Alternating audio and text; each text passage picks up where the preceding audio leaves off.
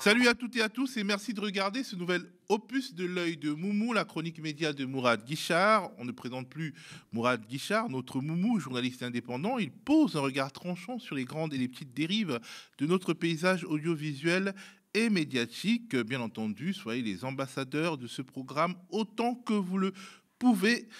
Salut Mourad. Bonjour à toutes et à tous, bonjour à toi Théo.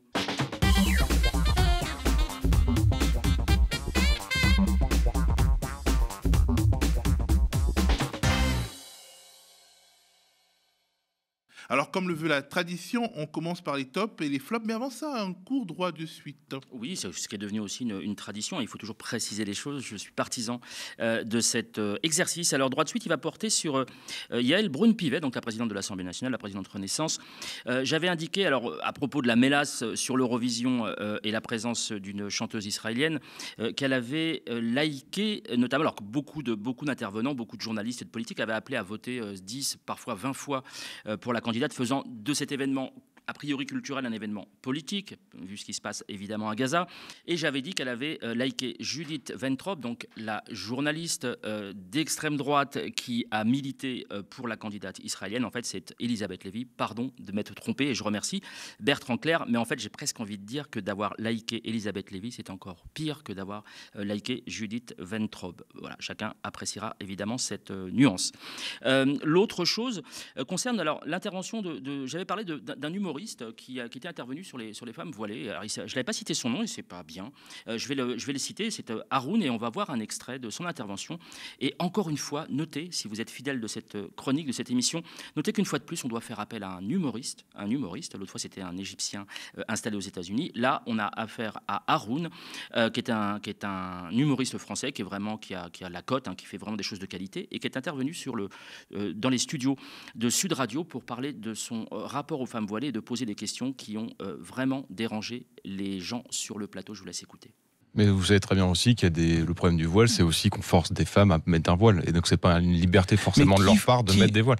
Mais, par exemple, si moi, je fréquente des femmes voilées qui sont... Vous fréquentez des femmes voilées ? Moi, je me rappelle de... Vous fréquentez des femmes voilées ? Non, je ne fréquente pas de femmes voilées. Mais est-ce que vous vous rappelez de la brigade des mères ? Est-ce que quelqu'un ici fréquente des femmes voilées ? Mais on est dans un principe. Parce que moi, les femmes voilées que je fréquente, elles sont pas débiles. C'est pas que je veux pas, c'est que je ne peux pas parce qu'on vit pas forcément au même endroit. Et vous savez très bien qu'il y a des principes de communauté. Mais faites-le pas. Et je vais faire quoi ? Je vais déménager au Muro pour fréquenter des femmes voilées ? Mais non, il suffit d'aller. Vous savez que c'est communautaire. Non, mais il suffit d'aller à Paris.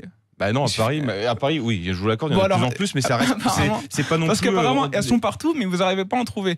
Mais... On n'a pas dit qu'elles sont partout, non, mais c'est ce qui était dit juste avant, c'est qu'apparemment, il y a de plus en plus de femmes voilées. Vous niez que le voile est imposé ? Que le voile, en fait, elles ont la liberté de mettre un hijab, de mettre une burqa, mais moi, je suis convaincu, les femmes juives orthodoxes n'ont pas le droit de montrer leurs cheveux. Non, mais elles mettent des perruques. Elles mettent... Mais alors, donc c'est forcé ? Bah non, c'est pas forcé, simplement c'est juste les plus hommes fin qui les obligent à ça ou pas ? Je dis pas ça, je dis que c'est plus fin parce que déjà c'est moins visible et peut-être plus intelligent en disant moi je monte comme les cheveux, c'est mon choix, mais je vais pas emmerder tout le monde et je mets une perruque. Voilà, donc il y a un choix différent. Mais moi ça m'emmerde pas que quelqu'un ait une cagoule. Bah c'est interdit par la loi de se promener avec une cagoule parce qu'on peut pas voir le visage. Mais non, une cagoule, je parle d'une cagoule. Ah, d'une cagoule, pardon. Vous savez qu'une partie de ces gens-là veulent pas vivre avec vous. Ils veulent venir et imposer. Vous dites, en fait, tu mets un voile, tu bouffes halal, t'as pas le droit de faire ci. Mais vous pouvez pas le nier. Est-ce que quelqu'un vous a forcé à ça ? Et c'est parti pour les tops. On commence par ton top d'or. Alors oui, c'est pas le top numéro 1. Alors je précise parce que j'ai vu dans les commentaires, et je vous remercie encore pour vos très nombreux commentaires, j'ai vu dans les commentaires qu'il fallait placer telle personne ou telle autre personne en top 1 plutôt qu'un autre. Alors en fait non, il n'y a pas d'ordre. C'est un ordre parce que toi et moi, Théophile, il faut qu'on sache de quoi on parle et à quel moment on intervient, mais il n'y a pas d'ordre. Tous les tops sont des tops, tous les flops sont des flops. Il n'y a pas d'ordre. Mais par contre là... Parce que dans le top 50, il y avait des... Oui, absolument. Et on commençait par le 50e d'ailleurs pour arriver au premier. Tout ceci ne nous rajeunit pas. Alors là, j'ai décidé d'attribuer un top d'or à i24 News. Parce que i24 News, on en parle depuis plusieurs séquences, plusieurs émissions, plusieurs semaines, plusieurs mois même. Il y a une pétition qui avait été initiée par un professeur de la région Centre-Val de Loire qui s'appelle Fred Sergent pour demander l'interdiction d'i24 News. Et puis, il y a eu une décision qui a été prise, enfin une information qui avait fuité en disant qu'ils allaient fermer leur bureau français. C'est toujours pas le cas. Et donc, on subit encore cette chaîne qui fait intervenir... Alors, il y a des intervenants qui ont des problèmes de stabilité, on va dire psychologique, même si je ne veux pas psychiatriser mon propos, mais réellement des gens qui ont des problèmes psychologiques, des gens qui appellent appelle très clairement à lancer une guerre atomique sur Gaza. Il y a des faux journalistes qui ont notamment, donc qui sont un peu mythomanes et qui ont été notamment condamnés, alors on ne les voit plus trop ceux-là, mais qui ont été notamment condamnés à plusieurs dizaines d'années de prison pour coup d'État, pour avoir participé à des coups d'État en Afrique. C'est quand même assez extraordinaire. Ces gens-là peuvent parler en tant que journalistes à l'antenne. Et l'appel à continuer ou à vraiment, j'ai envie de dire, c'est des appels au soutien génocidaire et c'est vraiment problématique sans qu'il y ait vraiment sans qu'il y ait pour l'instant de sanctions. Eh bien, alors on se dit, il reste quand même quelques journalistes dans l'équipe peut-être, et on a eu un exemple assez extraordinaire avec la mort du président iranien, donc qui est mort en hélicoptère.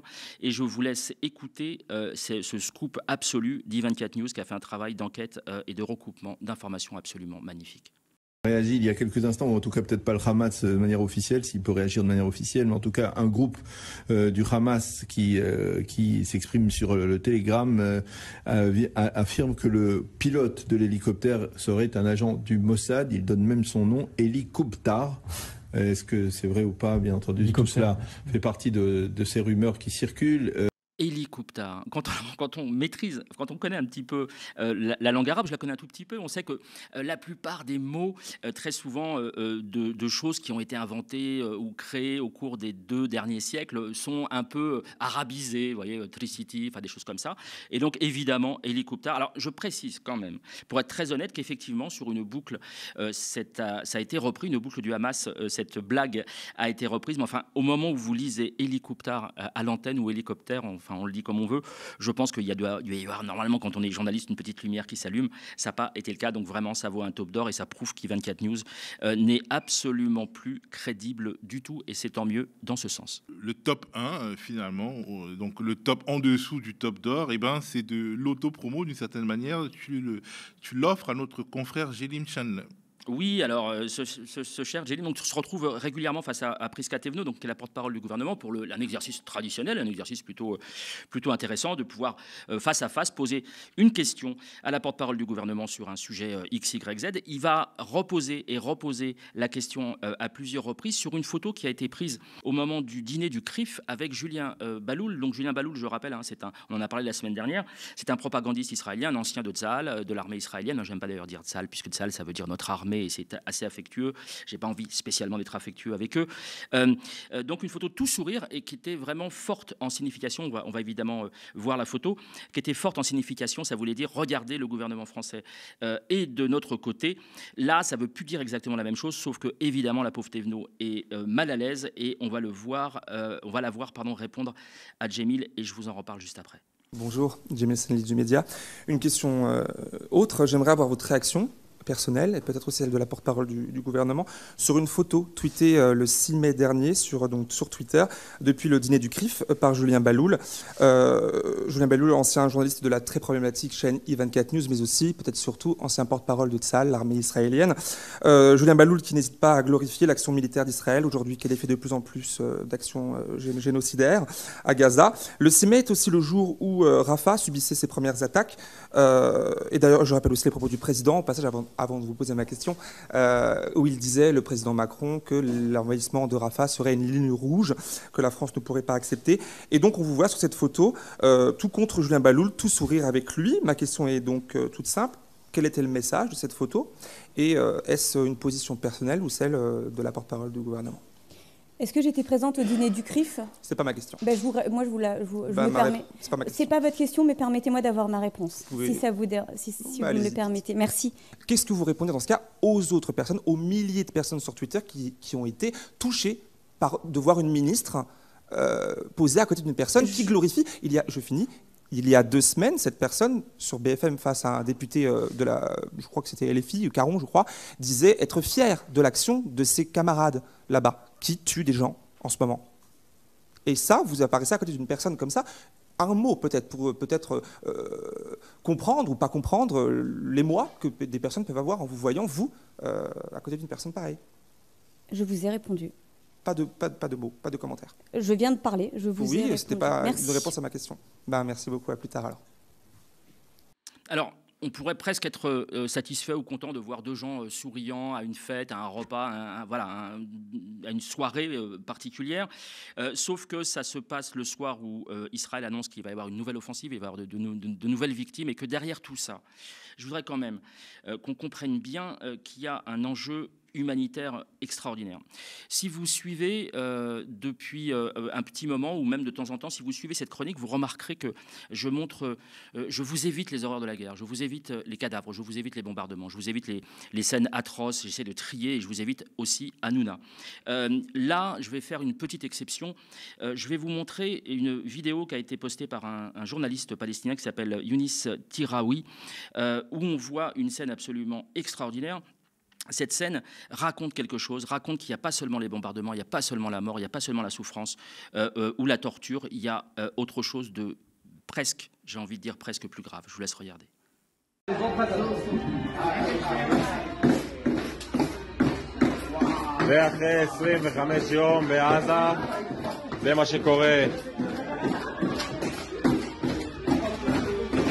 Voilà, on voit que après avoir bombardé, après avoir tué, après avoir pillé, très souvent, on voit des scènes notamment de pillage, après avoir détruit, il y a plein de scènes de destruction gratuite dans les maisons des Palestiniens. Il y a cette espèce d'humiliation ultime, donc, où on voit ce fameux soldat jouer sur un cheval de bois qui apparemment, d'après ce journaliste, appartient ou a appartenu à un enfant palestinien qui est potentiellement mort ou qui au moins a été expulsé. Je trouve qu'il y a une jouissance absolument morbide, et tout ça fait que cette photo, effectivement, notre confrère a bien fait de poser la question, même s'il n'a pas eu la réponse. Alors, ton top 2, c'est la députée Alma Dufour. Oui, alors Alma Dufour s'est retrouvée, la pauvre, elle s'est retrouvée face à des collaborateurs, littéralement, je le dis très tranquillement, des collaborateurs du génocide, puisque leurs profils correspondent parfaitement à cette défense complètement inconditionnelle de ce que fait Netanyahou.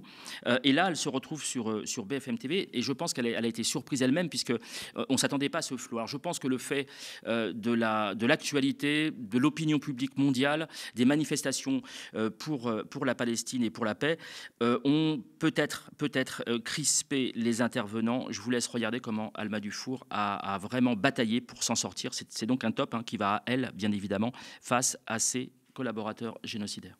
Les mots employés correspondent à la réalité. Il y a évidemment une intentionnalité de tuer des civils quand on fait plus de 40 000 morts par des bombardements. Je rappelle que le double est encore sous les décombres. Et encore une fois, je rappelle que le plus important sans doute, et ce qui ressort de cette proposition de mandat d'arrêt du procureur, c'est la famine organisée et le fait de priver d'eau et de nourriture intentionnellement, comme je le disais, 2 millions de personnes depuis au moins 7 mois. Je peux vous poser une question ? C'est ça qui est l'échelle. C'est ça qui est le problème d'échelle. On a compris, vous l'avez déjà dit. Est-ce que je peux vous poser une question, Alma Dufour ? Madame la députée. Oui, je vous écoute. Est-ce que vous appelez à la libération des otages ? Mais bien sûr. Mais bon, je vais répondre à ça aussi. Mais vous appelez à la libération des otages, mais... Non, monsieur, laissez-moi faire une c'est ce que vous venez de dire, madame. Sujet, verbe, complément, monsieur. Bah oui. Ce que vous ne dites pas, c'est que ça fait 4 fois que le Hamas propose de libérer les otages en échange d'un cessez-le-feu. Non, c'est pas vrai, madame. Ce que vous dites est totalement faux et c'est de la désinformation, madame. Monsieur, pourquoi il y a des manifestations monstres en ce moment même de la part de familles d'otages contre le gouvernement Netanyahou? C'est justement pour ces raisons-là. Aujourd'hui, la libération des otages pourrait avoir lieu si le gouvernement israélien acceptait le cessez-le-feu. Le problème, c'est que plusieurs ministres du gouvernement israélien Donc vous dites que c'est le Hamas qui a raison, madame. Vous demandez une libération sous condition. Vous demandez une libération sous condition. Je demande le cessez-le-feu comme... je parlais de la libération des otages. Le cessez-le-feu, c'est différent. La libération des otages, vous dites qu'il faudra que ça se fasse sous condition. Mais le cessez-le-feu sans condition... Non, je parle de la libération des otages, pardon. Les mots ont un sens. La libération des otages, c'est autre chose. La libération des otages doit se faire forcément sous condition. Mais enfin, ce que je veux dire, c'est que là... Mais attendez, je trouve la manière dont vous posez le débat est hallucinante. La question est simple, c'est est-ce que vous demandez qu'il y ait libération des otages? Vous me dites oui, mais il faut que Israël accepte les échanges. Oui, mais je vous dis... Le Hamas détient les otages. Le Hamas propose de libérer les otages contre le cessez-le-feu. C'était les derniers termes de l'accord. Le gouvernement Netanyahou refuse. À partir de ce moment-là, il y a des manifestations monstres pour le gouvernement Netanyahou, justement pour cette raison-là, de la part de familles d'otages. Tout Israël est derrière son gouvernement. Bien sûr. Non, écoutez, vous venez de dire à l'instant sur le mandat d'arrêt, tout Israël est derrière son gouvernement pour condamner ce mandat d'arrêt. Mais le mandat d'arrêt, c'est une chose, mais vous venez de dire... Vous venez de dire, mais vous pouvez pas dire, il y a 10 minutes qu'il y a des manifestations contre le gouvernement justement pour ces raisons-là, sur la question des otages, et après refuser que j'en parle. C'est la réalité aujourd'hui. Mais ce que vous ne voulez pas reconnaître, c'est qu'une partie. Moi, je dis simplement qu'Israël israélien ont dit à plusieurs reprises, monsieur, s'il vous plaît, à plusieurs reprises que les otages étaient secondaires. On continue avec un autre député, toujours France Insoumise. Attention, Mourad. Aurélien Saint-Toul. Oui, bah c'est aussi une autopromo, on peut revenir au top 1, puisqu'il était sur notre plateau vendredi dernier pour parler évidemment de la TNT et de la commission d'enquête. Et il avait évoqué, alors c'est moi qui avais employé ce terme-là, mais il avait évoqué de manière très intéressante, je vous invite à aller voir l'émission si vous ne l'avez pas vue, elle est évidemment visible sur le site du média, sur la fenêtre, une espèce de fenêtre d'Overton. Vous savez, c'est cette fameuse fenêtre qui fait qu'en gros, des discours qu'on aurait qualifiés, qu'on aurait classés à l'extrême droite il y a quelque temps, à force d'être acceptés et d'être promus par les médias, ces discours-là se retrouvent de plus en plus acceptés et donc on va de plus en plus loin vers des propos racistes, des propos discriminants et ainsi de suite, et c'est accepté, y compris à la droite de la droite dite républicaine.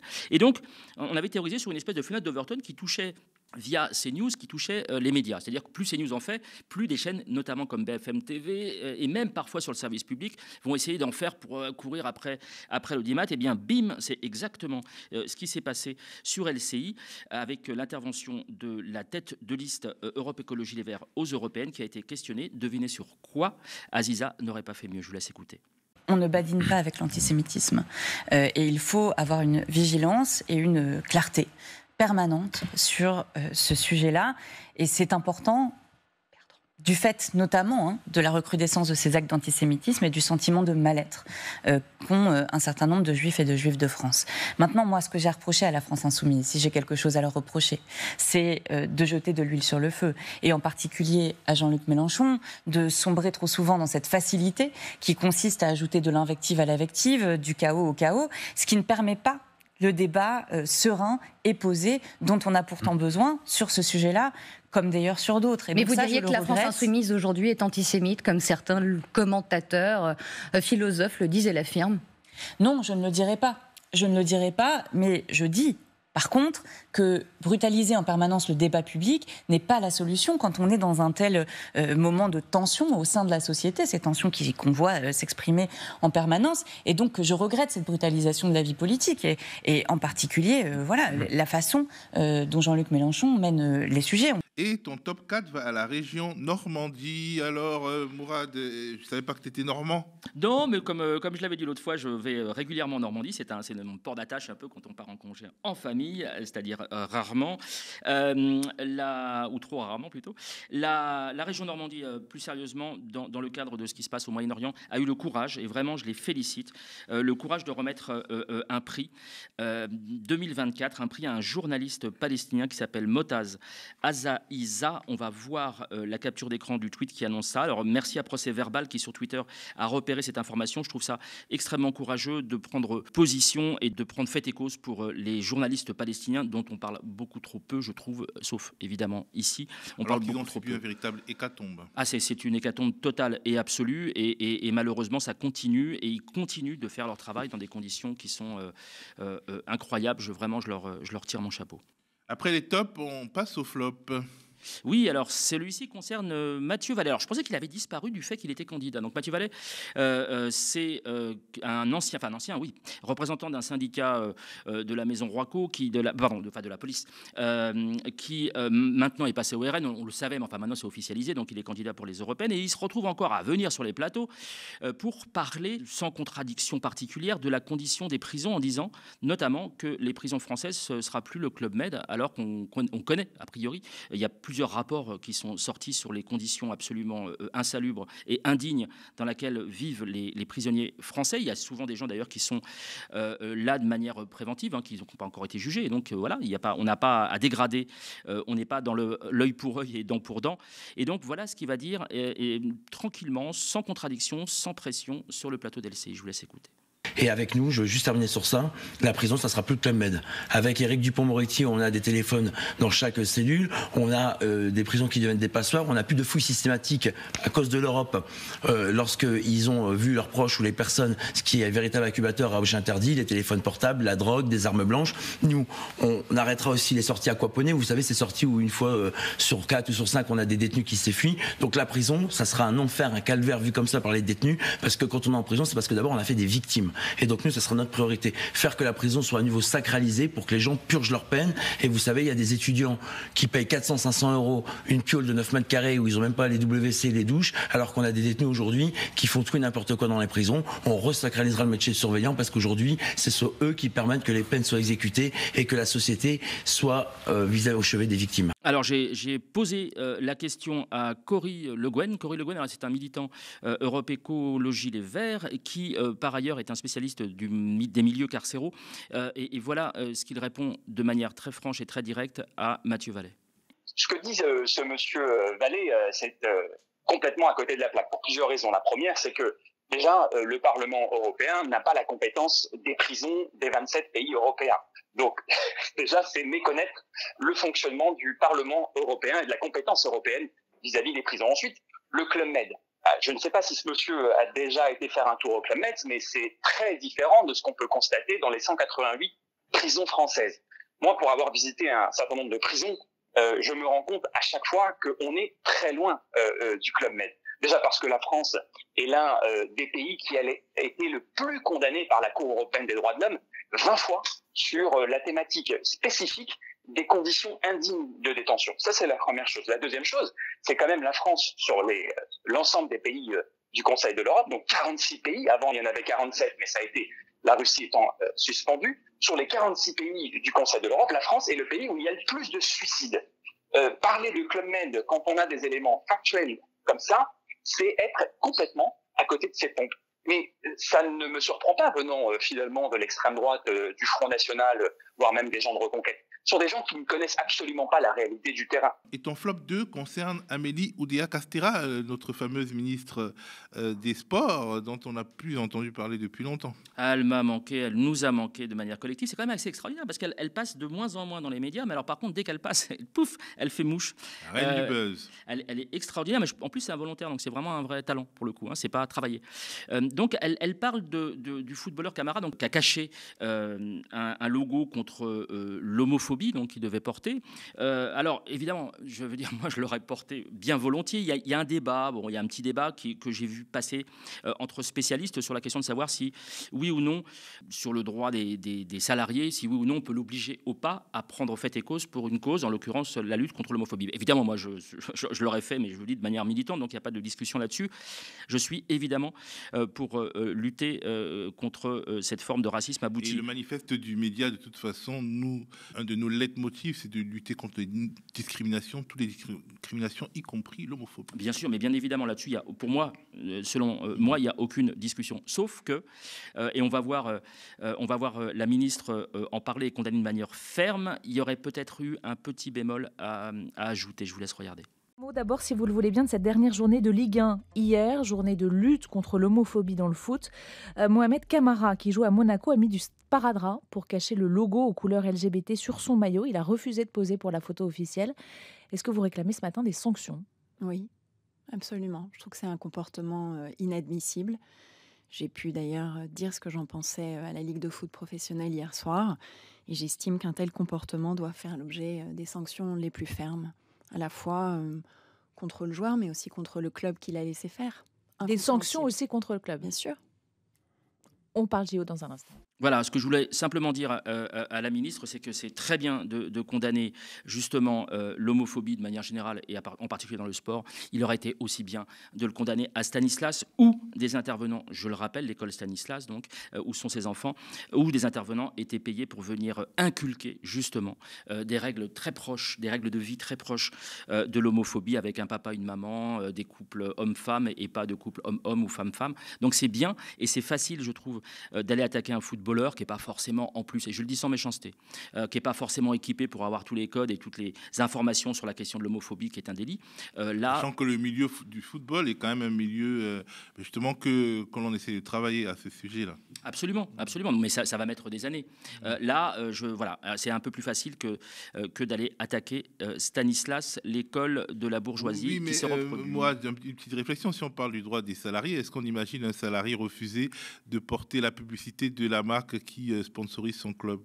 Alors, c'est une vraie question aussi. Honnêtement, je n'ai pas du tout la réponse. Je faisais juste état d'une discussion entre des gens qui connaissent le droit du travail, pour le coup, sur les réseaux sociaux, et qui se posaient la question de savoir si, une fois passé le débat, évidemment, essentiel sur l'homophobie, est-ce qu'on peut imposer c'est une vraie question, pour le coup. Est-ce qu'on peut imposer à un salarié le fait de prendre fait et cause pour une cause, en l'occurrence, ici, l'homophobie? J'avoue, je n'ai pas la réponse. Eux non plus, apparemment, ils sont en train de fouiller. On aura peut-être la réponse un peu plus tard.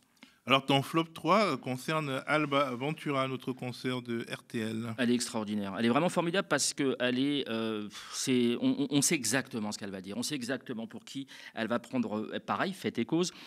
Donc, c'est une chienne de garde. Donc, chienne de garde, c'est pas... il faut vraiment que vous... Quand je dis chien de garde ou chienne de garde, on fait vraiment référence au fameux documentaire sur les chiens de garde. C'est pas du tout péjoratif à ce point-là. C'est juste... Et au livre. Oui, et au livre, bien sûr. Et ils sont là... Les chiens de garde et les nouveaux chiens de garde. Voilà, qu'on va peut-être voir à l'écran d'ailleurs. C'est vraiment pour expliquer qu'ils sont là de manière attendue pour défendre, alors être fort évidemment avec les faibles et faible avec les forts. Elle nous a encore prouvé une nouvelle fois dans cet extrait qu'elle va prendre, elle va prendre carrément le patron de la Banque de France et elle va le défendre alors qu'il n'a pas forcément besoin de ça, sur un papier du Monde qui avait été fait sur ses frais de déplacement. Je vous laisse écouter. Un coup de gueule contre la chasse aux sorcières. Oui, parce que de manière un peu facile, le journal Le Monde a publié un article sur le train de vie du gouverneur de la Banque de France, François Villeroy de Galhau. Alors, monsieur le gouverneur est accusé d'avoir dépensé 50 000 € en frais de transport, d'hôtel et de restaurant sur l'année 2023, donc 50 000 €. Monsieur le gouverneur est montré du doigt pour ses voyages en classe affaires. Monsieur le gouverneur aurait un penchant, dit Le Monde, pour les hébergements de prestige, comme cet hôtel à Bangalore en Inde pour un G20, 1 000 € les 3 nuits. Je vous laisse faire la division. Et alors, il manque quelque chose. Quand on connaît bien Alba Ventura, il manque quelque chose dans cet extrait. Mais ce quelque chose va arriver très rapidement. Parce qu'on peut lui parler de n'importe quoi. On peut lui parler de l'industrie de la chaussette dans le sud du Burkina Faso. On va arriver toujours à sa même obsession. Vous la devinez, je vous laisse écouter. Même Mélenchon, lorsqu'il a été pris en flagrant délit de voyage en business, a expliqué qu'il n'avait plus l'âge de se briser le dos en classe éco. Et c'est au tour de Jérôme Guedj d'être épinglé. Oui, Jérôme Guedj, là, il député. fait... absolument, député socialiste, là, qui fait le tour des plateaux et en se victimisant du fait qu'il sera ramené à ses judéités, notamment par Mélenchon, et qu'on lui reprocherait d'être justement dans l'entre-deux, c'est-à-dire ni pour l'un ni pour l'autre dans le conflit israélo-palestinien. Et donc, il s'en prend un peu, effectivement, en plein la poire, il faut l'avouer, mais pas parce qu'il est juif du tout, mais parce qu'il a justement fait le choix de ne pas faire de choix. Donc on l'a vu se faire conspuer sur une tribune par Meir Habib, donc le député LR très proche de Netanyahou, et qui pète régulièrement les plombs sur ce qui se passe à Gaza. Et puis on l'a vu se faire conspuer évidemment par la gauche. Je vous renvoie vers un article de notre confrère Niels Wilk dans Politis qui parle de cet état de fait, notamment le jour où il a refusé d'applaudir Ala Abou Assira, l'ambassadrice de Palestine en France. Je vous laisse écouter un extrait. Et d'ailleurs, je me pose la question de savoir pourquoi il va chez Aziza pour parler justement du fait qu'il se victimisait sur sa religion présumée. Je vous laisse écouter. Marc Bloch a cette phrase « Je n'évoque jamais mes origines, sauf face à un antisémite ». Et vous dites la même chose de Mélenchon ? Je n'évoque jamais mes origines, sauf face à toi, Jean-Luc, qui est antisémite. C'est lui qui évoque mes origines. Oui, mais vous dites, comme Marc Bloch. Et donc, de fait, il crée... Je sens que vous avez mal, vous êtes blessé.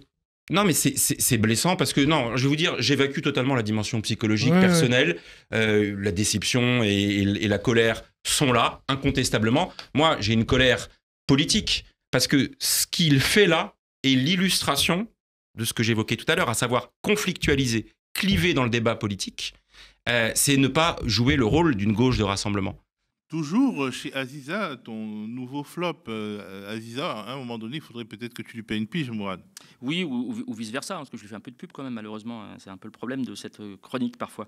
Oui, là, pour le coup, c'est Xavier Bertrand qui vient parler de LFI et de la stratégie anti-républicaine de LFI. On va écouter, je vais vous faire une petite précision juste derrière.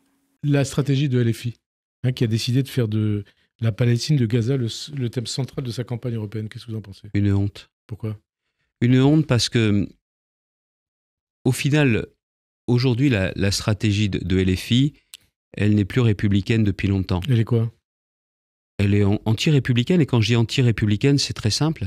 Quand on veut dresser les Français les uns contre les autres, c'est le contraire de la devise républicaine. Liberté, égalité, fraternité. Quand on est un parti... Laïcité, tiens. Laïcité aussi. Quand on est un parti... Celle qui protège chacun dans l'exercice de sa religion, mais qui fait bien la différence entre la sphère publique et la sphère privée. Quand on est... Alors la précision, c'est que la stratégie anti-républicaine, elle appartient aussi à Xavier Bertrand, qui, je rappelle, a participé à la bronca contre le lycée musulman Averroès, donc dont les subventions ont été retoquées, notamment par la préfecture, et a perdu contre nos confrères, que je salue, nos confrères de Pastel FM à Roubaix, une radio associative et multiculturelle, qui s'était vue sucrer ses subventions, et finalement, ils ont gagné leur procès, et donc ils ont reçu leurs subventions. Alors on se demande quand même, Averroès, Pastel FM, donc c'est multiculturel, tout ça, c'est visé par Xavier Bertrand qui, aujourd'hui, parle d'anti-républicanisme. Je trouve ça un tout petit peu gonflé de sa part.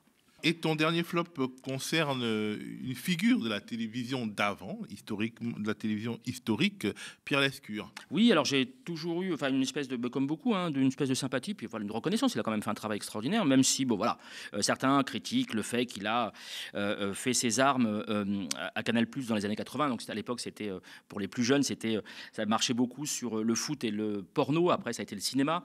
Et là, il a intervenu dans Quelle époque, donc la fameuse émission dont je parle de manière assez régulière ici dans les flops.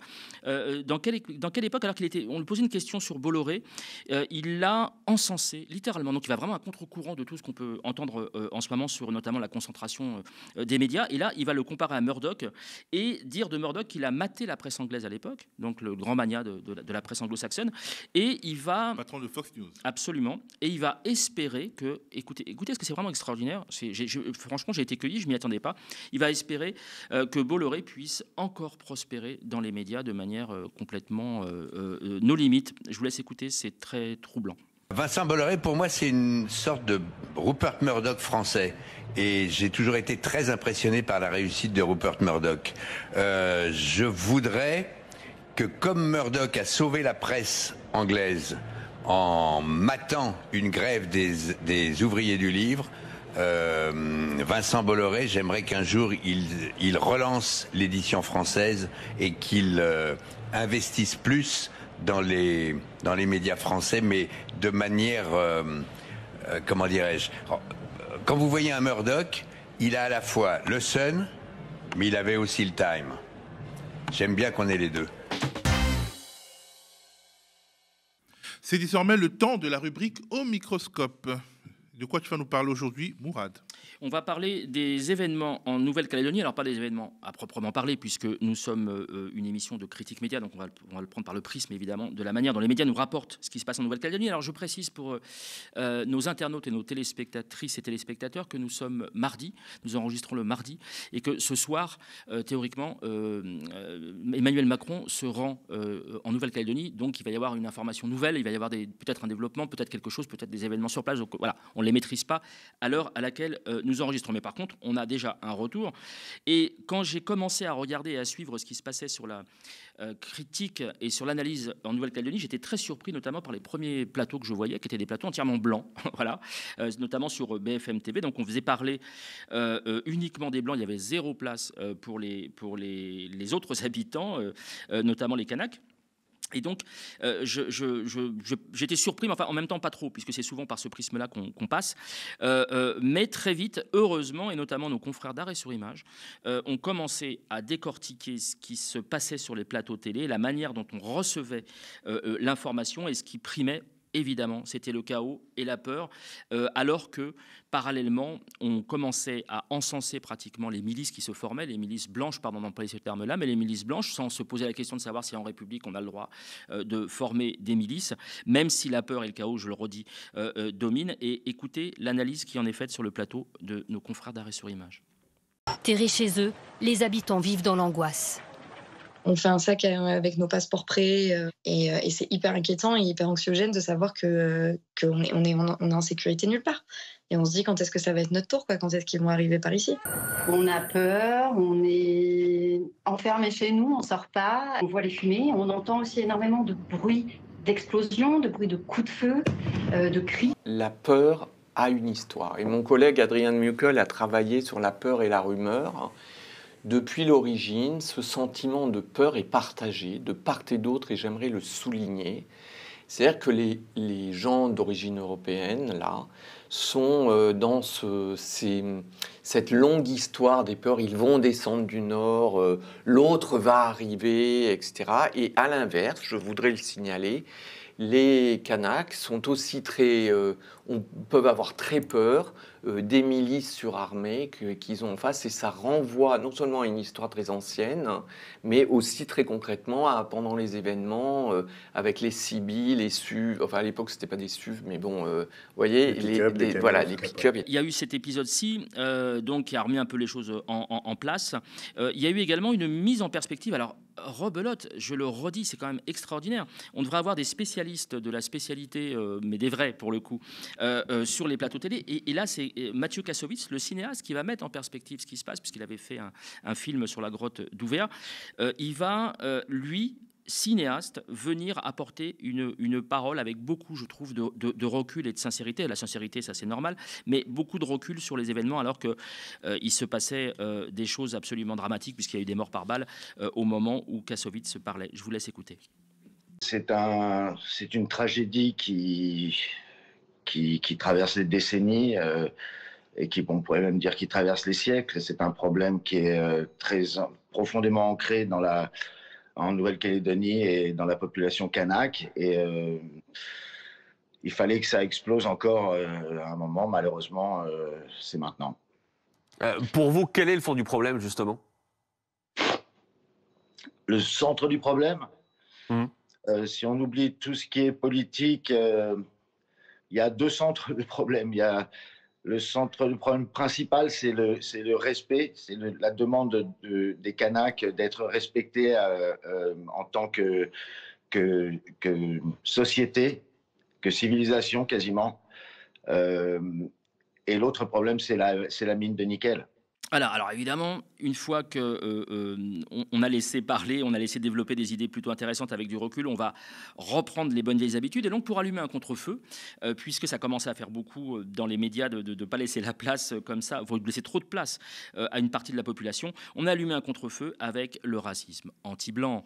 Et c'est évidemment Alain Boer, l'homme au diplôme discutable, je vous en parlerai une prochaine fois si vous le souhaitez.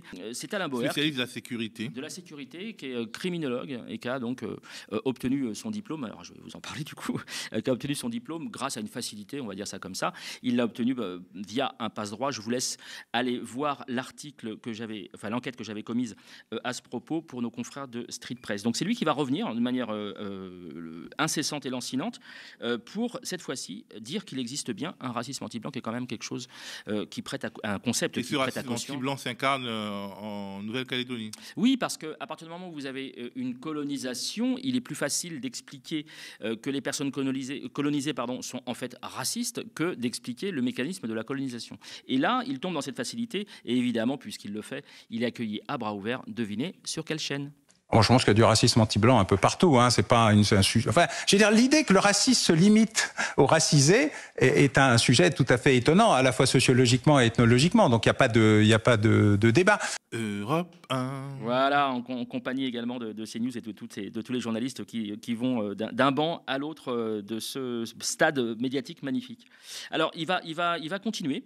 Alain Boer, il va parler cette fois-ci, alors toujours sur la justification, là on parle du racisme anti-blanc, il va lui parler de quelque chose, alors c'est très subtil, du côté tribal chez ces gens-là, chez les Kanaks, qui primerait forcément sur l'aspect politique et institutionnel. Ce qui signifie très clairement que ces gens-là sont restés en fait bloqués à une époque... Ils ne sont pas entrés dans l'histoire, comme dirait Nicolas Sarkozy. Exactement, à propos des Africains. Et donc c'est un deuxième étage de la fusée pour expliquer que ce qui se passe là-bas, finalement, il y a une explication en rapport avec la civilisation, ou plutôt la civilisation contre des forces un petit peu bizarres, un petit peu particulières. Et sauvage. Ça m'a rappelé Vicente Lizarazu, qui, en 2002, je crois, si mes souvenirs sont bons, au moment où l'équipe de France perd en Coupe du Monde, mais au tout début, contre le Sénégal, au lieu de dire on a été mauvais, on a été nul, on n'est plus l'équipe de France de 98, va au cours d'une interview expliquer que forcément, puisqu'ils ont perdu contre le Sénégal, quelqu'un leur a mis un truc vaudou, leur a jeté un sort pour qu'ils perdent. Donc ils ne pouvaient pas concevoir que des Sénégalais les battent sans qu'il y ait quelque chose d'un peu particulier, comme dirait Marine Le Pen, ils sont partout. Je vous laisse écouter. Oui, le gouvernement assume, le président de la République, le Premier ministre n'est pas arrivé depuis assez longtemps pour avoir la longueur de la gestion de cette affaire, donc il n'est pas personnellement en cause. Et d'ailleurs, Matignon ayant été démis de sa responsabilité de suivi des accords Matignon qui jusque-là relevaient du Premier ministre pour des raisons à la fois de cohérence et de mise en lien de ce qui relève du social, de ce qui relève de l'industriel, le nickel, et de ce qui relève de l'institutionnel, y compris dans sa dimension spirituelle. La coutume et les tribus pèsent largement plus que la représentation politique traditionnelle. Et donc, bien entendu, la crise en Nouvelle-Calédonie a donné lieu à des interprétations politiques avec une radicalité très forte de la Macronie. Bon, maintenant, effectivement, si arrivé à Nouméa, Emmanuel Macron calme les choses, bon, ils vont tous dire qu'il est magnifique, qu'il est merveilleux, et ils vont tous suivre ce mouvement, mais en gros, finalement, c'est anti-républicain que de considérer qu'il y a un prisme colonial dans cette affaire, c'est du racisme que de considérer que les Kanaks ont le droit de considérer qu'il y a une sorte de perpétuation ou de renouvellement de la colonisation. Et puis, bon, il y a le spectre médiatique de droite et d'extrême droite qui rejoint de manière tactique la Macronie. Pour le coup, il y a toute la galaxie identitaire, Zemmour et d'autres, en fait, qui, comme Philippe de Villiers, qui se joignent à ce chœur-là. Mais le Rassemblement national de Marine Le Pen, c'est effrayant, semble plus raisonnable que la Macronie à ce sujet. Oui, alors c'est une stratégie, puisque, comme on va le voir dans le prochain extrait, notamment avec la députée Laure Lavalette, c'est qu'on est un peu dans un espèce de, pardon de le dire comme ça, mais dans une espèce de balle des faux culs, parce que le RN a voté pour ce changement constitutionnel. Donc il y a un problème, c'est-à-dire qu'à partir du moment où ils ont observé ce qui se passait à la veille des Européennes, on est quand même à la veille des Européennes, ils ont compris qu'il y avait une carte à jouer, celle justement de flinguer la Macronie. Donc on va voir, c'est pour ça que ça va être intéressant de voir ce qui va se passer avec le déplacement de Macron sur l'île, mais là ils sont un peu pris en flagrant délit de malhonnêteté. Je vous laisse écouter leur argumentaire. Est-ce qu'il faut retenir pour l'instant la convocation du Parlement à Versailles pour la modification de la Constitution ? Oui, tout ce qui est congrès, vous voulez dire. Oui, je pense qu'effectivement, il faut le repousser. Il faut le repousser un peu, sinon je ne sais pas comment ça va se terminer, mais j'ai peur que ça se termine dans le sang. Alors, derrière tout ça, un peu pour couronner cette couverture médiatique, alors on en est qu'au début, on ne sait pas du tout où ça va aller. Donc vraiment, je ne peux pas dire si ça va se terminer rapidement ou pas, bien évidemment. Derrière, il y a toujours... Alors, je ne sais pas d'où ça vient précisément à l'heure à laquelle je vous parle. On a du mal à savoir d'où ça vient, mais il y a cette rumeur que la Chine, la Russie et l'Azerbaïdjan seraient derrière ces émeutes. Alors, dans quelle mesure est-ce qu'ils les financent? Est-ce qu'ils les nourrissent? Est-ce qu'il y a des réseaux sociaux qui alimentent les peurs? Je vous rappelle que TikTok est suspendu. Donc on se pose la question. France 2, au cours d'un reportage, a été très affirmatif. J'ai trouvé ça un peu... Voilà, je trouve que ça allait un petit peu vite en besogne. Il parle à la fin, vous allez l'entendre, du nickel, puisque évidemment c'est l'une des ressources principales de l'île, en disant que c'est ça qui peut attirer ces trois pays, en oubliant que c'est aussi peut-être pour ça que la France reste et que la colonie perdure. Je vous laisse écouter. Dans les cortèges indépendantistes de ces derniers mois, ils étaient là, bien en évidence, des drapeaux de l'Azerbaïdjan brandis par des manifestants. À Nouméa, une banderole écrite en russe « Président Poutine libère nos colonies ». Enjeu de pouvoir, l'outre-mer français est-il sous l'influence de l'Azerbaïdjan, de la Russie et peut-être aussi de la Chine ? Nouméa se situe à 14 000 km de l'Azerbaïdjan, mais ce régime autoritaire, dirigé par le dictateur Ilham Aliyev, soutient les indépendantistes. Ce qui est intéressant, c'est que dans cette histoire, dans le récit de cette histoire, il y a une individualisation forte des Caldoches et des autres blancs, pour dire le mot, et il y a une sorte de vision des Kanaks comme appartenant à une sorte de masse indistincte. Ça me fait penser à un article que Daniel Schillerman avait écrit au moment des émeutes en Côte d'Ivoire en 2004, il y a exactement 20 ans, durant lesquels l'armée française avait tué des jeunes Ivoiriens. Ils étaient toujours vus comme une sorte de menace fantôme, mais une menace sans visage, puisqu'il n'y a pas d'individualisation. Et on a vu que Mediapart a tenu à raconter l'histoire de Djibril, un jeune Kanak qui a été tué alors qu'il ne faisait rien de spécial ni de spécialement répréhensible par les forces de l'ordre là-bas. Mais c'est assez, la scénarisation, la mise en scène des Kanaks comme une masse indistincte, ça montre que quelque part nos médias ont peut-être un problème avec, disons, l'impensé colonial. Oui, parce que alors, ça renvoie à l'image. Alors ça renvoie à plusieurs choses. Ça renvoie au fameux Félaga dans les montagnes au moment de la guerre d'Algérie, mais ça renvoie beaucoup plus proche de nous. Et j'avais pas mal travaillé en avril 94 sur le Rwanda. Et je me rappelle que le coup des Noirs à machette, c'était une image qui hantait les esprits. On imaginait vraiment, alors en plus comme il s'agissait d'un génocide, mais enfin on l'a su un peu plus tard. Ce que tu rappelais dans une précédente émission, on l'a pas su en direct comme ce qui se passe actuellement, ou en Nouvelle-Calédonie. Alors c'est pas un génocide bien sûr, mais les événements de Nouvelle-Calédonie ou ceux du Moyen-Orient, ça va, oui, absolument, de quoi il s'agit. Absolument. Et on a des images. On a des images, ce qui permet d'enlever certains fantasmes, par exemple. Et donc, à l'époque, il y avait encore cette image du noir à machette qui va aller tuer tout le monde sur son passage. Et donc, là, on est un peu dans cette règle, c'est-à-dire qu'à partir du moment où on va faire des portraits, on va individualiser, on va permettre aux gens d'expliquer leur situation, pourquoi ils se révoltent, le fait qu'ils vont perdre, ils risquent de perdre, notamment sur un plan institutionnel, sur un plan démocratique, la souveraineté, tout à fait. Et donc, qu'il y a peut-être des raisons en plus des autres raisons. Je vous renvoie vers ce que disait tout à l'heure Mathieu Kassovitz.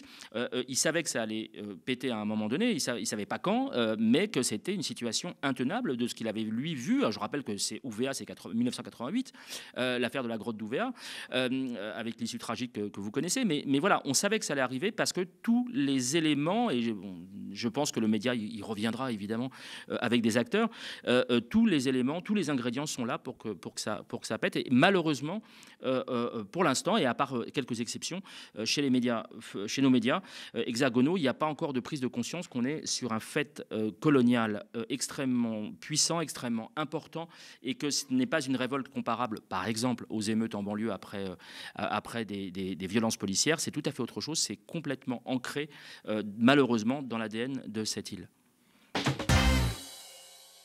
Et c'est le moment du coup de cœur. Oui, alors c'est un coup de cœur historique. C'est un confrère qui s'appelle Nicolas Terrien, qui est originaire de Blois et qui vient de faire une série très importante de podcasts, une douzaine de podcasts qu'on va pouvoir retrouver. Alors je mettrai évidemment les coordonnées, vous allez voir à l'écran. Et c'est en rapport avec, il ne vous aura pas échappé, que nous allons bientôt fêter les 80 ans du jour J, du 6 juin 1944. Et lui est passé par une partie du centre de la France, notamment vers Le Mans, dans le Loir-et-Cher, et est allé, a fait la navette comme ça dans des contrées de l'ouest de la France pour aller recueillir ce que cet épisode, ce que cette guerre a laissé comme trace auprès des habitants et de manière notamment au niveau de la mémoire des gens, mais aussi du patrimoine, de tout ce que ça a pu laisser comme trace. Et c'est extrêmement intéressant. Je lui fais entièrement confiance puisque je ne l'ai pas encore écouté, mais je connais son travail. Et je pense que l'initiative, et c'est pour ça que c'est un coup de cœur, je pense que l'initiative, même si je ne l'ai pas encore écouté, l'initiative est tout à fait intéressante, notamment pour les jeunes générations, pour les enseignants qui vont pouvoir utiliser ce matériel pour que les gens qui n'habitent pas ou qui n'ont pas vécu, évidemment, ces moments clés de l'histoire française puissent comprendre à quel point ça a pu toucher les populations et les lieux, je le rappelle. Et on conclut ce numéro avec les remerciements. Oui, alors si je ne les fais pas, je vais me faire vilipender, donc je me force à les faire. Non, je plaisante. C'est toujours vraiment un immense plaisir. Et puis c'est juste, je trouve ça juste de vous remercier parce que voilà, vous partagez, vous faites un travail assez brillant, vous relayez l'information. Enfin voilà, vraiment merci infiniment. Le premier va à Sana, une consoeur qui est partie pour des contrées septentrionales au sud de la Belgique, qui se reconnaîtra et qui fait un travail que j'apprécie vraiment énormément. Il y a également Ina Di Yard, comme Scotland 78, Monsieur Sam de la Tourette, j'espère qu'il n'en est pas atteint, Fabibi 35, Yasmine Sabri 1, Myriam Ramirez, notre confrère dont j'ai parlé tout à l'heure, Niels Wilk, notamment pour l'un de ses derniers papiers dans Politis sur Gabriel Attal, Bénédicte Monville, Albert Lévy, dont c'était il y a 2 jours, donc lundi, l'anniversaire, et à qui je souhaite un joyeux anniversaire et qui fait vraiment un travail absolument extraordinaire de veille et de relais de l'information, notamment sur ce qui se passe à Gaza. Je le remercie infiniment pour son travail. Et mon doigt dans ton œil. Chaque fois, je vous dis, il y a toujours des originalités. Et mon dernier remerciement, alors qui n'est pas vraiment un remerciement, quoique si, en fait, il va aller une deuxième fois donc à l'équipe du Média TV qui a accueilli Adèle Guichard. Je vous laisse faire le lien, voilà, qui vient de finir donc son stage d'1 mois, donc qui était en école à Nancy en prépa cinéma, et donc je tiens vraiment à les remercier, notamment Diego et Élie qui l'ont encadré, surtout le mardi, le jour de ma venue, comme par hasard. Je ferme la parenthèse et je précise qu'aux médias, les stagiaires font vraiment le job et ne font pas de café, ne font pas de photocopies, ne lavent pas la vaisselle, et ça par contre je trouve ça un petit peu dommage. Ouh là là, le boomer. Merci Mourad et merci d'avoir regardé l'œil de Moumou sur le média, sur le canal 350 de la Freebox, sur YouTube ou sur notre site internet. Le média, votre média, on le rappelle, ne vit que des dons, des cotisations, des abonnements de soutien de celles et ceux qui l'aiment. Vous pouvez aller sur lemediatv.fr/soutien et donnez-nous de la force. Ainsi, donnez-vous de la force également. Restez connectés aux médias.